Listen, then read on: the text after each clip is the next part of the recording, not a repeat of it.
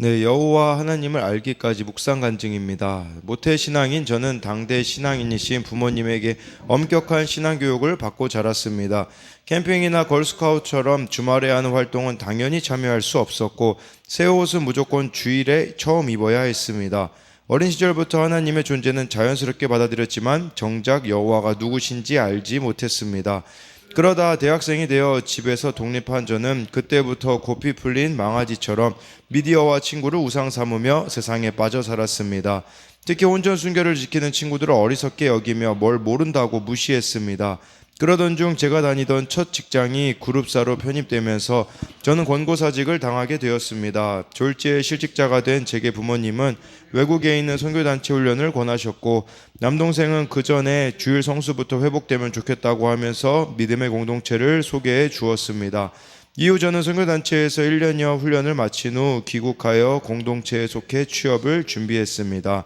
열심히 준비하지도 않으면서 매주 교회에 가고 날마다 큐티하니까 잘 될 거야 막연히 생각했습니다.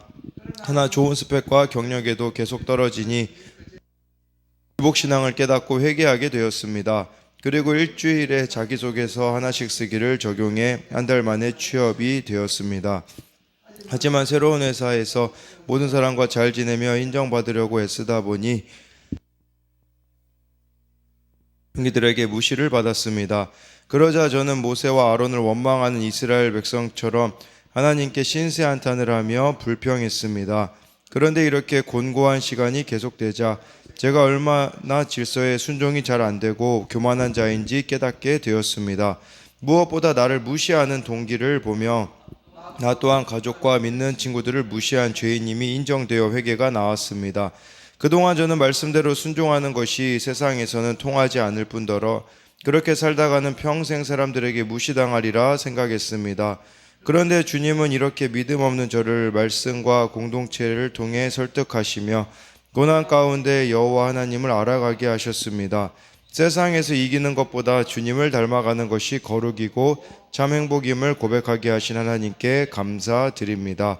적용하기 여호와 하나님을 알기까지 저를 참고 인내해 준 가족에게 제 간증이 실린 큐티인을 선물하겠습니다. 회사 동기가 저를 무시하는 언행을 할 때 똑같이 무시하기보다 그를 불쌍히 여겨주시길 기도하겠습니다. 네, 여기 묵상 간증 이렇게 신앙인이었지만 오늘 말씀 2절처럼 여호와가 누구신지는 알지 못했다라고 이렇게 말해주고 있지 않습니까? 그러다 보니 이제 20살이 됐을 때, 독립하였을 때, 그때가 진짜 신앙의 모습이 나타난 것이라고 볼 수가 있겠죠. 그러면서 이렇게 혼전 순결 지키는 친구들까지도 어리석게 여기며 뭘 모른다고 무시할 때 첫 직장에서 이렇게 권고사직을 당하게 되어지고 선교단체에 1년 훈련을 받고 또 공동체에 속했지만 또 새로운 직장에서도 모든 사람과 잘 지내며 인정받으려고 하다 보니 상사와 갈등이 생기고 동기들에게 무시를 받게 되자 얼마나 자기가 질서에 순종이 안 되고 교만한 자를 깨닫게 되며 나를 무시하는 동기를 보며 나 또한 가족과 믿는 친구들을 무시한 죄인임이 인정되었다고 이렇게 말해주고 있어요. 정말 이런 고난을 만났을 때에 우리의 실제 모습을 보게 되어지기 때문에 고난이 축복이라고 할 수 있습니다. 네, 오늘은 출애굽기 5장 1절부터 21절까지 좀 내용이 길 수 있는데요. 그런 관점으로 보셔야 돼요. 한 영혼을 구원하기 위해서는 당해야 할 일들이 참 많다라는 이런 관점으로 봐야 되는 거죠. 1절에 그 후에 모세와 아론이 바로에게 가서 이르되 이스라엘의 하나님 여호와께서 이렇게 말씀하시기를 내 백성을 보내라. 그러면 그들이 광야에서 내 앞에 절기를 지킬 것이니라 하셨나이다. 네, 여기서 절기를 지킬 것이다. 이게 귀한 일정이 정해지지 않은 걸 봐서 처음부터 하나님은 영원한 해방을 이렇게 요구하셨다라고 볼 수 있어요. 그런데 문제는 여기서 모세와 아론이 지금 바로 왕에게 하고 있는 말을 보세요. 출애굽기 3장 18절에 하나님의 명령과는 조금 달라요. 하나님은 장로들과 함께 가라고 했거든요. 근데 아론하고 모세만 지금 가고 있고요. 그리고 하나님은 히브리 사람의 여호와라고 이렇게 말씀하라고 하셨는데 이스라엘의 하나님 여호와라고 지금 모세와 아론이 바꾸어 말하고 하나님은 사흘길쯤 광야로 가라고 했는데 그 사흘길이라는 단어를 모세와 아론은 생략해요.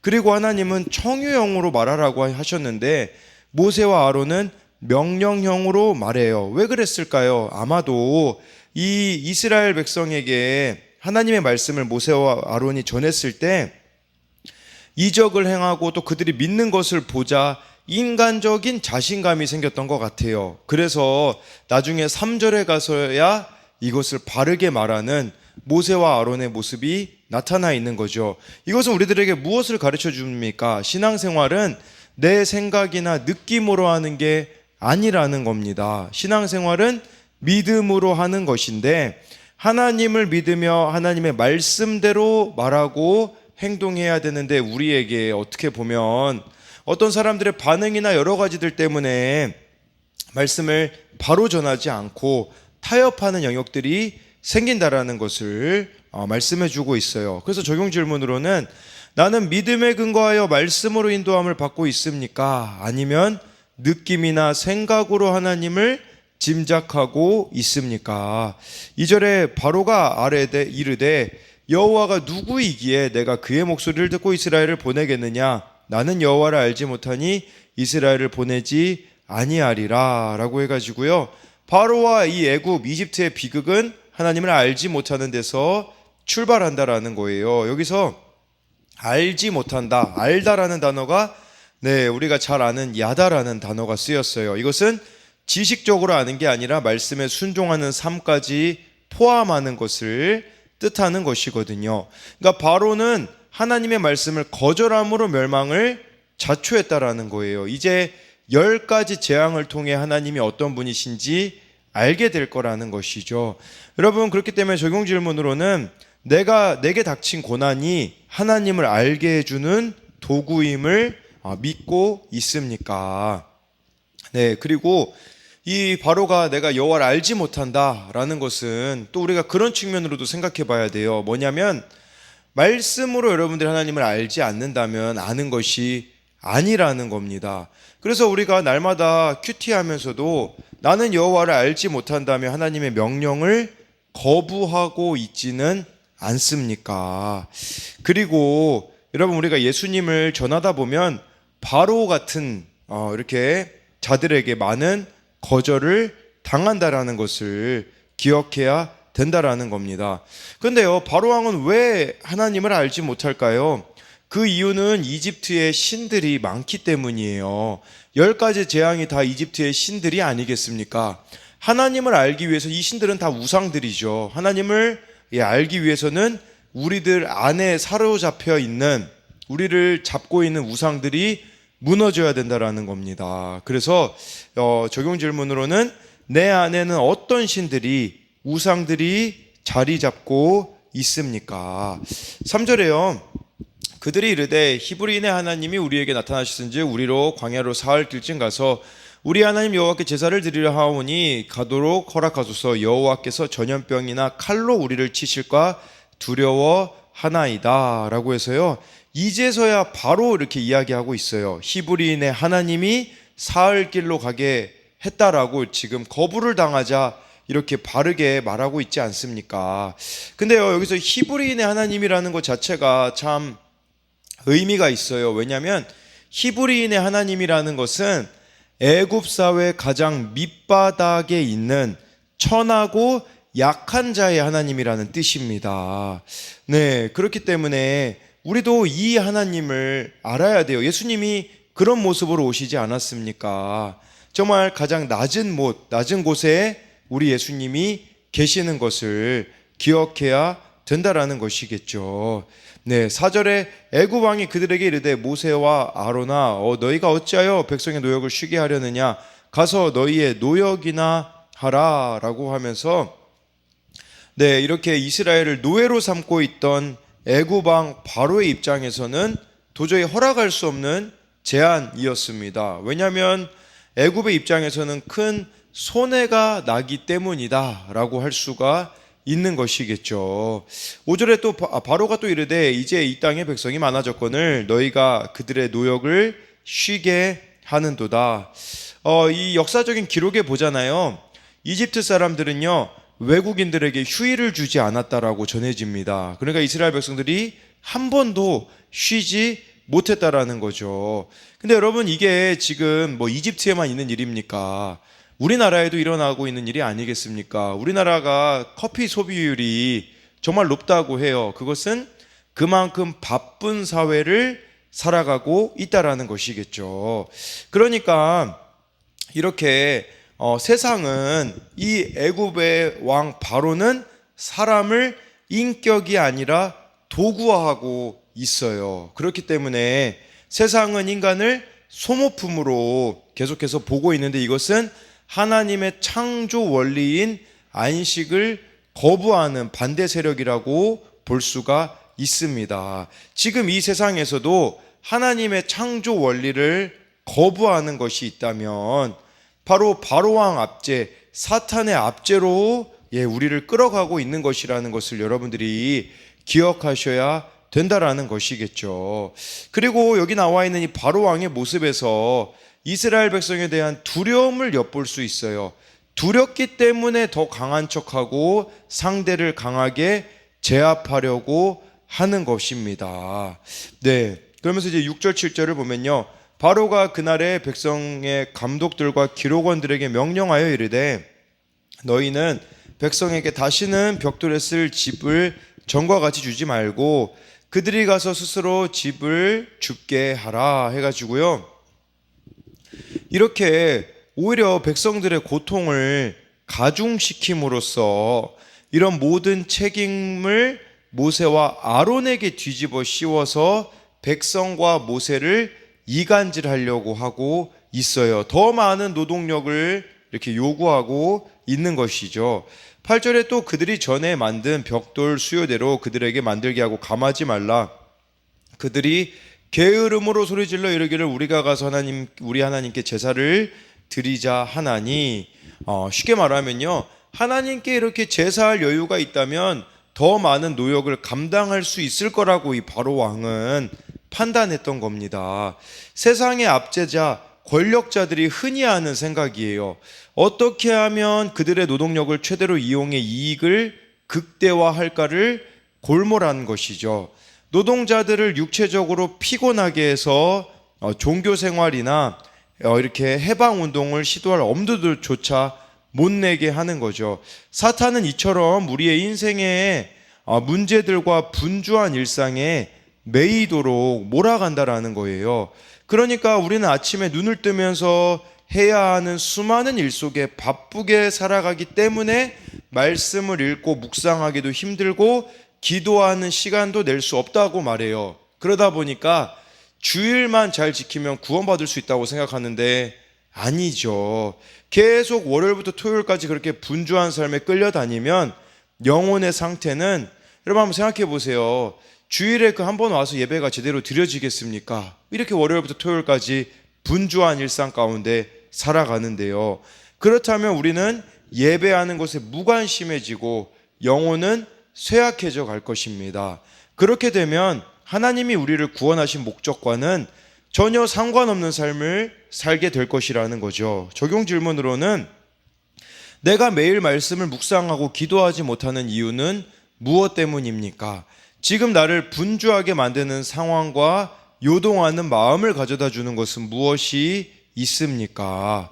말씀에 비추어 상황과 마음을 해석하고 있나요? 이렇게 기억해야 되는데요. 그리고요, 이렇게 지금 바로 왕이 사실은 이거 죄 짓고 있는 거 아닙니까? 이스라엘 민족을 노예로 삼고 있는 것 자체가 죄인데, 이 아버지, 이 바로 왕의 그 전 왕은 어떻게 했습니까? 이스라엘 백성이 이제 남자아이가 태어나면 다 죽이라고 했잖아요. 그 뒤에 이은 왕도 여전히 이렇게 하고 있다라는 것은 무엇을 말하는 거냐면 죄의 중독성을 깨달아야 된다라는 거죠. 처음에 죄를 지을 때는 막 양심적인 갈등, 심리적인 불편함이 있을 수 있어요. 그러나 익숙해지면 죄는 어느 순간 우리 삶에 떼어내기 힘든 요소가 되어버린다라는 거죠. 이렇게 되어버리면 죄가 여러분들을 장악해버리게 될 것입니다. 그렇기 때문에 죄를 죄로 여기지도 못하고, 그러면 하나님과의 관계가 제한될 수밖에 없어요. 내가 지금 하나님하고 친밀하지 못하다라는 것은 죄의 노예가 되어 있기 때문이라는 것이겠죠. 그러니까 적용 질문으로 또 한 가지 드리자면, 지금 나의 삶 가운데 죄에 장악된 부분은 무엇이 있겠습니까? 죄로 인해 사탄이 나를 장악하고 하나님께 나아가지 못하게 하고 있음을 알고 있습니까?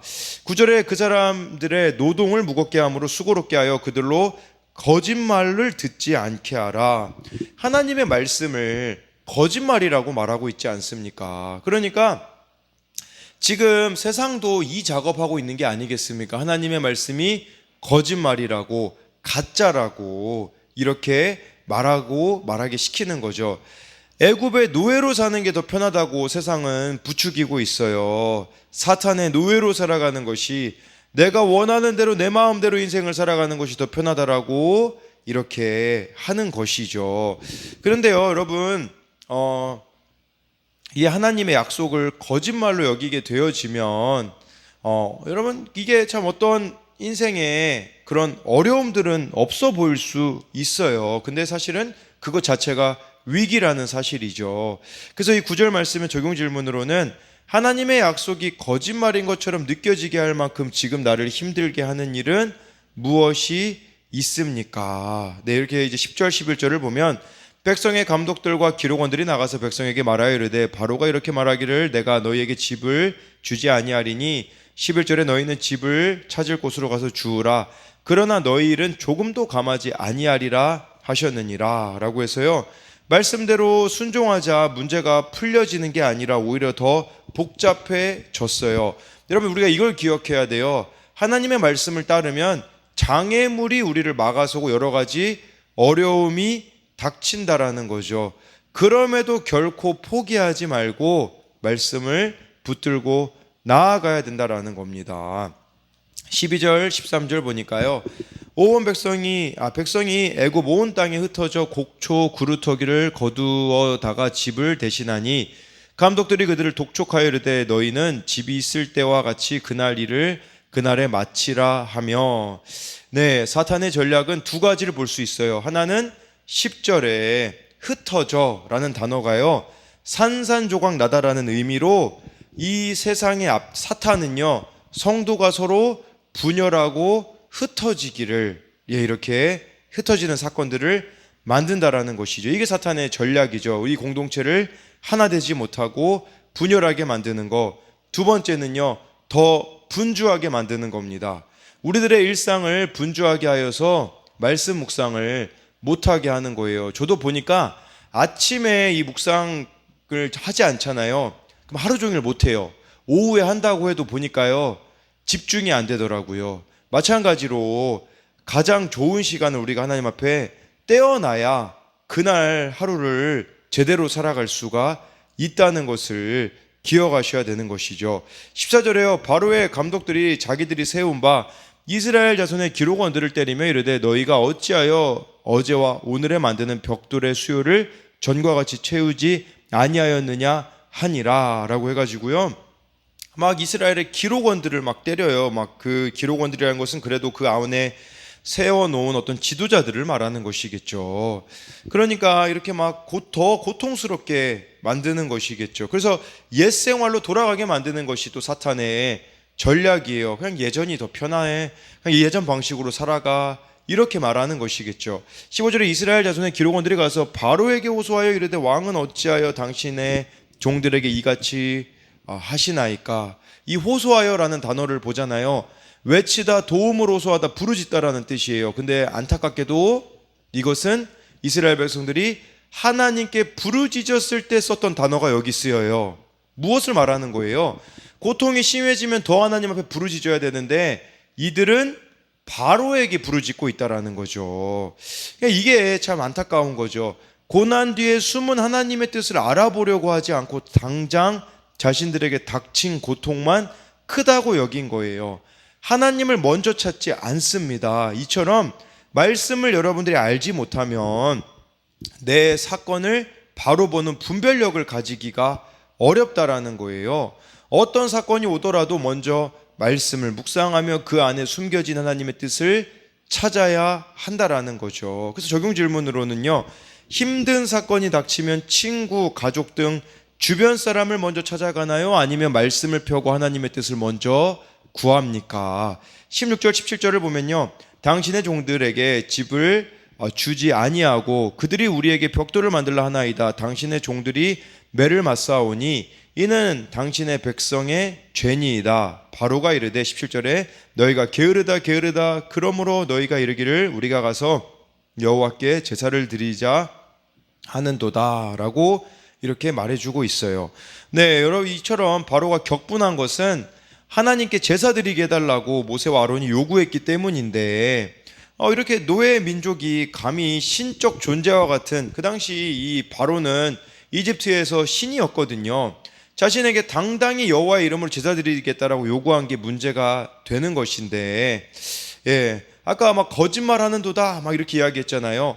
거짓된 예언은 위기를 가져오지 않습니다. 하지만 말씀이 선포될 때 택자, 선택된 자에게는 위기가 찾아오기도 하지만 하나님은 그 과정 가운데 구원의 일을 반드시 이루어 가신다라는 거예요. 18, 19절 보니까요, 이제 가서 일하라. 집은 너희에게 주지 않을지라도 벽돌은 너희가 수량대로 바칠지니라. 기록하는 일을 맡은 이스라엘 자손들이 너희가 매일 만드는 벽돌을 조금도 감하지 못하리라 함을 듣고 화가 몸에 미친 줄 알고 라고 해가지고요. 네, 여러분, 하나님 말씀에 순종하면 화가 몸에 미친 줄 아는 것 같은 일들이 있다라는 거예요. 그래서 적용 질문으로는 하나님 말씀에 순종하여 복음을 전했는데 당장 화가 몸에 미치는 위기를 맞게 된 적이 여러분들에게 있습니까? 마지막으로 20절 21절을 보면 그들이 바로를 떠나 나올 때에 모세와 아론이 길에 서 있는 것을 보고 21절에 그들에게 이르되 너희가 우리를 바로의 눈과 그의 신하의 눈에 미운 것이 되게 하고 그들의 손에 칼을 주어 우리를 죽이게 하는도다. 여호와는 너희를 살피시고 판단하시기를 원하노라. 복음을 전하면요, 가족들에게도 미움을 받는다, 동족들에게도 미움을 받는다라는 사실을 기억해야 한다라는 거예요. 그래서 미운 것이 되게 하고, 이 단어는요, 우리의 향기를 악취가 되게 하고 있다, 이렇게 지금 모세와 아론에게 말하고 있는 거예요. 여러분, 그런데요, 우리는 어떤 존재들이냐면 고린도후서 2장 14절부터 15절에 이 말씀이 있어요. 항상 우리를 그리스도 안에서 이기게 하시고 우리로 말미암아 각처에서 그리스도를 아는 냄새를 나타내신 하나님께 감사하노라. 15절에, 그 고린도서 2장 15절에 우리는 구원받는 자들에게나 망하는 자들에게나 하나님 앞에서 그리스도의 향기니, 이런 관점으로 나아가야 되는데 지금 바로왕 앞에서 우리가 악취가 되게 한다라고 모세와 아론을 원망하고 있는 이스라엘 백성들이라는 거죠. 근데 여러분, 우리가 그리스도의 향기잖아요. 16절을 제가 언급하지 않았는데 이 고린도후서 2장 16절에 보면 망하는 자에게는 우리가 악취처럼 여겨진대요. 그러나 구원받는 자들에게는 향기가 된다라는 것이겠죠. 그러니까 여러분들이 그리스도의 향기로 살아가는 데 있어서 반대가 일어난다라는 것은 당연한다라는 거예요. 예수님도요, 막 가족들이 미쳤다고, 예수님 보고 막 귀신 들렸다고 막 예수님을 붙잡아 오려고 하잖아요. 마찬가지로 여러분, 구원의 일이 일어나기 위해서는 바로왕에게도 미움을 당하고 동족들에게도 미움을 당하는 일들은 당연하다라는 것을 말하는 거예요. 그러면서 여기 마지막에 여호와는 너희를 살피시고 판단하기를 원하노라. 이 판단한다라는 것은 이스라엘 관리들은 고난의 원인을 바로가 아니라 모세와 아론에게 돌리고 하나님께 판결 요청을 하고 있는 거죠. 이것은 이스라엘 공동체에 심각한 분열이 발생하기 시작했음을 의미하고 있다라는 겁니다.